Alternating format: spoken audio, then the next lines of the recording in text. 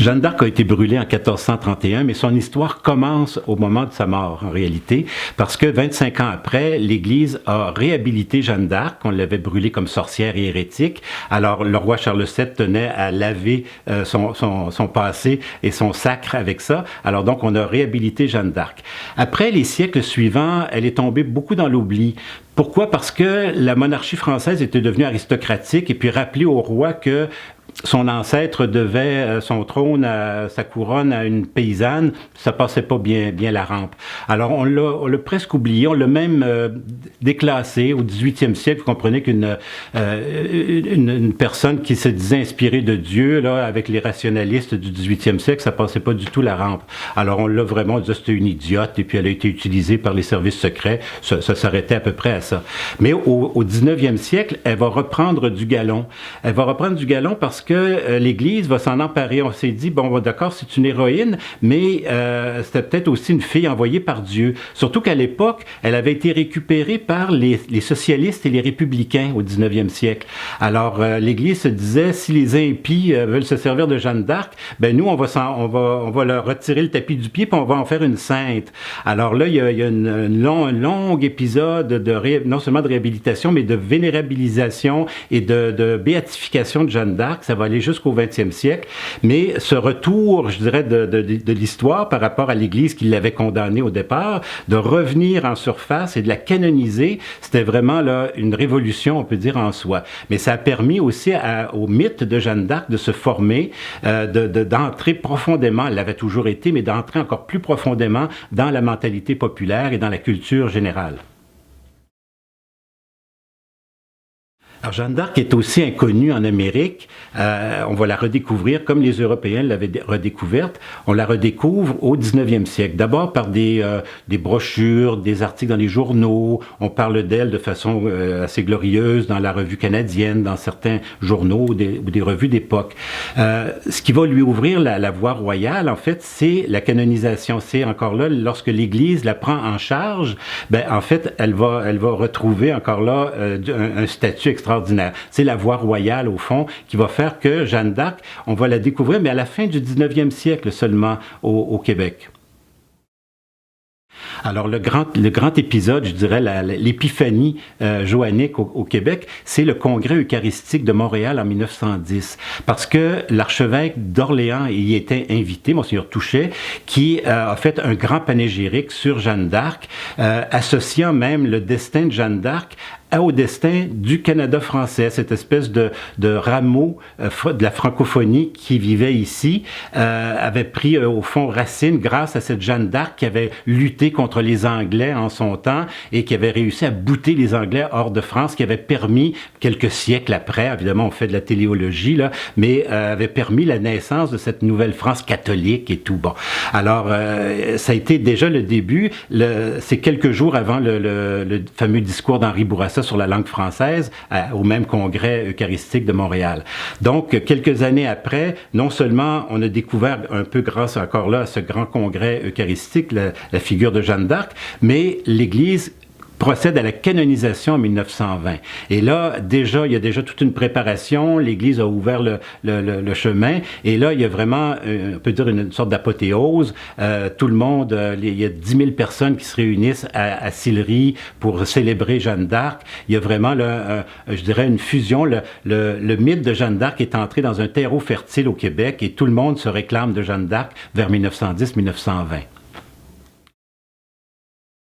Donc, la popularité de Jeanne d'Arc se traduit à travers des congrégations religieuses, deux notamment, une à Québec, alors les Sœurs de Sainte-Jeanne d'Arc à Québec, mais qui ont été fondées aux États-Unis dans un milieu franco-américain avec le père Stobb, qui est un père assomptionniste d'origine alsacienne, qui va fonder avec des religieuses canadiennes aux États-Unis. Comme elles n'avaient pas le droit de citer là-bas, elles ont décidé de venir s'installer à Québec, à Sillery, dès 1917, on est dans les années 1910. Donc, voilà déjà une congrégation au service des séminaires séminaire des prêtres, etc., qui va s'installer à Québec. Un autre institut religieux, c'est celui de l'Institut de Jeanne d'Arc à Ottawa, qui s'occupait de recevoir des jeunes filles qui arrivaient en ville et qui cherchaient à compléter leurs études, à trouver du travail, etc. Donc, on va les soutenir et une congrégation qui va se former à Ottawa de ce côté-là. Et on va voir aussi Jeanne d'Arc au soutien des femmes alcooliques. On a créé, également aux États-Unis, ça s'est essaimé du côté canadien, pour soutenir, alors on avait les cercles Lacordaire pour les hommes et les cercles Jeanne d'Arc pour les femmes. On va voir aussi Jeanne d'Arc avec les scouts, les guides et les scouts. Il y avait des jeunes filles qu'on appelait les Jeannettes, en souvenir de Jeanne d'Arc. Alors c'était l'équivalent des louveteaux, des jeunes scouts féminins. Alors on la voit comme ça pénétrer un petit peu partout et on rappelle toujours le mythe de Jeanne d'Arc à travers ces instituts. Alors, l'Église canonise Jeanne d'Arc en fait un modèle, mais en 1920, c'est une époque florissante pour le féminisme. C'est l'époque des suffragettes, les femmes réclament des droits de vote. Ensuite, les modes ont changé grâce à la guerre. Alors, les modes féminines sont beaucoup plus simples, les jupes plus courtes, les cheveux courts, etc. Alors, l'Église qui a créé finalement cette Jeanne d'Arc, a offert un modèle, inspire aussi les jeunes femmes. On le voit parfois, je l'ai vu à Limoilou par exemple, à l'église Saint-Charles de Limoilou, un vitrail dédié à Jeanne d'Arc a été offert par les jeunes filles ouvrières de Limoilou. Alors on voit que les jeunes filles s'inspiraient du modèle de Jeanne d'Arc, mais l'église rapidement est en porte-à-faux parce que on présente une femme émancipée comme Jeanne d'Arc qui a fait la guerre, qui s'habillait en garçon, etc. Or, c'est ce que l'Église condamne d'une certaine façon. On veut que les femmes reviennent au foyer, restent tranquilles, gardent les cheveux longs parce que c'est plus féminin, les cheveux courts, c'est la garçonne, on n'aime pas ça. Alors, donc, l'Église est en porte-à-faux. On dit, Jeanne d'Arc est admirable, mais elle n'est surtout pas imitable. N'allez pas faire la guerre, n'allez pas faire ceci ou faire cela. Alors, on voit à quel point l'Église est obligée de composer avec le modèle qu'elle a offert à tout le monde, à tous les chrétiens, et en même temps, elle doit vivre avec ce féminisme qui l'agace, qui la dérange et qu'elle condamne d'une certaine façon à l'époque. Alors, Jeanne d'Arc devient rapidement un symbole patriotique. Comme elle l'est en France, elle l'est ici dans le contexte du Canada français de l'époque. Et on voit à quel point elle est populaire parce que les paroisses dédiées à Jeanne d'Arc se multiplient dans chaque diocèse. Les rues dédiées à Jeanne d'Arc, dans à peu près chaque ville du Québec, on a une rue Jeanne d'Arc ou Sainte-Jeanne d'Arc. Alors, il y a vraiment une popularité. Et surtout que, à l'époque, dans les années 10, 20, 30, le Canada français se bat aussi pour la défense de la langue française. Et Jeanne d'Arc, qui s'est battue contre les Anglais autrefois, devient aussi une référence, un symbole aussi qui permet justement de soutenir particulièrement du côté de l'Ontario français, où à ce moment-là, on vivait sous le fameux règlement 17 qui limitait l'enseignement du français dans les écoles. Alors, on écrit des hymnes à Jeanne d'Arc, on chante des chorales à des chants dédiés à Jeanne d'Arc. Alors, il y a vraiment une espèce d'enthousiasme qui permet, je dirais, une forme de résistance du Canada français face à l'envahissement de l'anglais. Alors, Jeanne d'Arc est également populaire du côté des Français vivant ici. Et à Montréal, il y a une association des Français vivant au Canada qui s'appelle l'Union française, qui existe depuis 1886, si je me souviens bien, et qui était très, très dynamique au début du 20e siècle. Alors, évidemment, Jeanne d'Arc, là aussi, tombe dans un terreau extrêmement réceptif. On fait de grandes cérémonies au moment des fêtes de Jeanne d'Arc en mai. On fait des grandes messes, on fait des grands rassemblements populaires. À certains moments, des fois, il faut fermer des rues dans Montréal, à quel point la foule est nombreuse pour accompagner ces cérémonies de Jeanne d'Arc.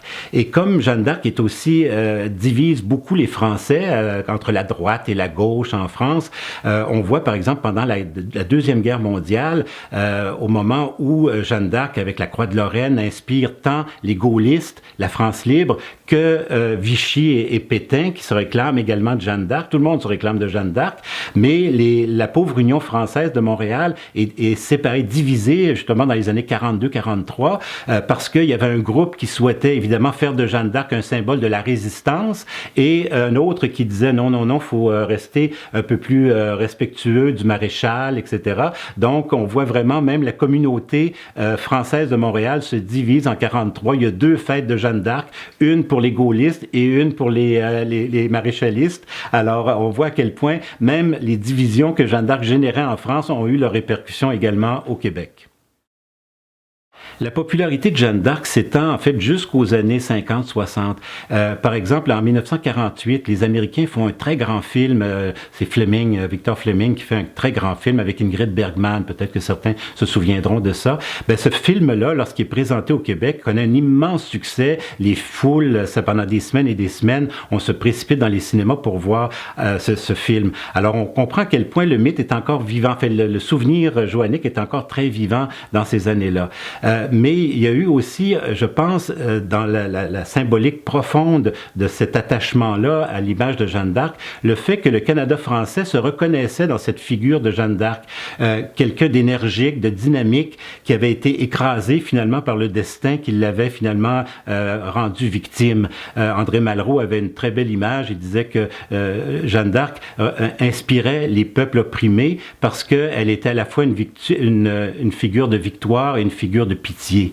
Ben, je pense qu'il y avait quelque part là-dedans quelque chose qui rejoignait la mentalité du Canada français à l'époque et ça explique un peu pourquoi elle a été si longtemps, jusqu'aux années 60, une figure inspirante. Par la suite, c'est tombé un peu dans le folklore. On s'inspirait, on se moquait de quelqu'un qui disait entendre des voix. On disait ah ben oui, c'est comme Jeanne d'Arc, t'entends des voix, t'as des inspirations, etc. Alors c'était plus pour se moquer, mais il y avait quelque part aussi, si pendant tant d'années, le mythe de Jeanne d'Arc a été si puissant, je pense que c'est dû à ce lien qu'il pouvait y avoir dans la personnalité de la personne historique avec la mentalité du Canada français.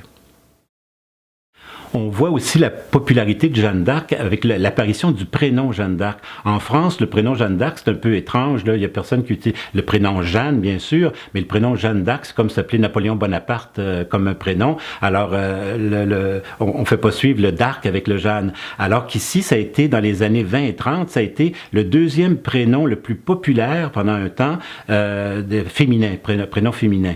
Alors, c'est quand même étonnant. Je pense que dans plusieurs familles québécoises encore, il y en a une tante, une grand-mère qui s'appelait Jeanne d'Arc. On a quelqu'un dans notre famille qui s'appelait Jeanne d'Arc. Alors, ça occupe une période de 10 ou 15 ans ou 20 ans où vraiment ce prénom-là est extrêmement populaire.